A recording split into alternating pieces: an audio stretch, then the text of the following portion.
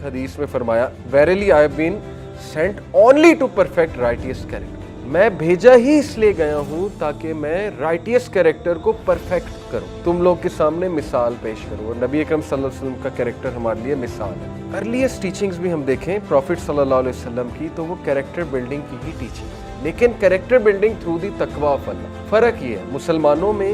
اور western ethics میں فرق ہی یہاں پر آتا ہے کہ وہ کیریکٹر بلڈنگ اپنا جو بھی انہوں نے میکینزم بنایا ہے اس میں ویلیو سسٹم ہے، ریوارڈ سسٹم ہے، ریٹنگ سسٹم ہے، یہ سارے ان کے ایجاد کردہ چیزیں ہیں جس کا فائدہ ہو رہا ہے اور وہاں آپ کو بہت سے اچھے اور صاف نظر آتے ہیں ان میں، لیکن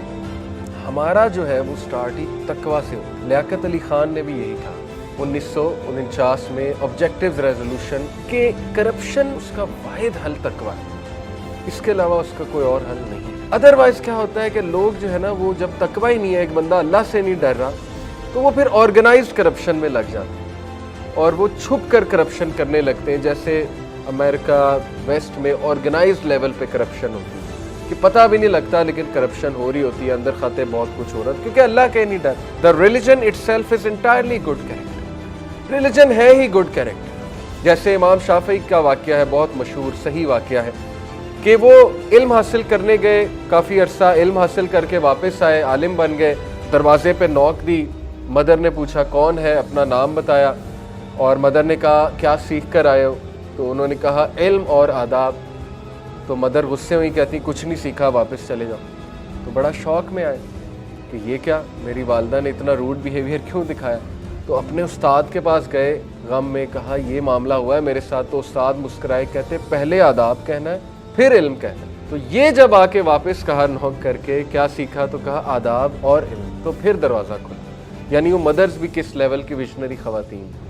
تو کہا ہاں اب تم نے کچھ سیکھا، تو علم سے پہلے آداب آتے ہیں۔ اگر صرف علم آ گیا ہے تو پھر تو آپ وہ فتویٰ باز بن جائیں گے نا، پھر تو حرام پولیس بن جائیں گے، ہر چیز میں نقص، ہر چیز میں نقص، اور ایسے ہی ہوتا ہے۔ یہ شروع کی سٹیجز میں سے ہے، ہم سب اس سے گزرے، فیملی والوں پہ فتویٰ، سب پہ فتویٰ،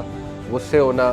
گرمپی ہونا، تو وہ ماں باپ بھی سوچتے ہیں، رشتہ دار بھی سوچتے ہیں کہ یار یہ کون سا مذہب اس نے پڑھا ہے، دین پڑھا ہے کہ یہ غصے والا بن گیا۔ تو رسول اللہ صلی اللہ علیہ وسلم کا کردار آپ کے سامنے، یا قرآن یا رسول اللہ کی مثال لے لیں، اللہ نے تو فرعون کے پاس بھیجتے ہوئے کہا قولا لینا، کہ نرمی سے بات کرنا، فرعون جیسے خبیث شخص کی طرف بھیجتے ہوئے حضرت موسیٰ کہا جا رہا ہے نرمی سے بات کرنا۔ تو اس لیے بس بات وہی ہے نا کہ اپنی ایگو کو بوسٹ نہیں کرنا چاہیے، انسان کو ویسے ایکٹ کرنا چاہیے جیسے نبی صلی اللہ علیہ وسلم کا کردار ہے۔ تو ابن القیم نے کہا کہ ریلیجن ہے ہی good character, so whoever surpasses you in character has surpassed you in religion، تو جس کا اخلاق تم سے اچھا ہے وہ تم سے ریلیجن میں آگے ہے، سیدھی سی بات۔ اس لیے میں ہمیشہ یوتھ کو کہتا ہوں کہ اگر آپ نے استاد پکڑنا ہے تو علم تو ضرور دیکھیں لیکن اس کا اخلاق ضرور دیکھیں۔ میرے لیے سب سے امپورٹنٹ چیز while choosing a teacher is اس کا اخلاق، اس کی نرمی، یہ بہت ضروری ہے، کیونکہ ٹیچر کا رویہ آپ میں آتا ہے، ٹیچر کا مزاج آپ میں آتا ہے، یہ بات یاد ہے۔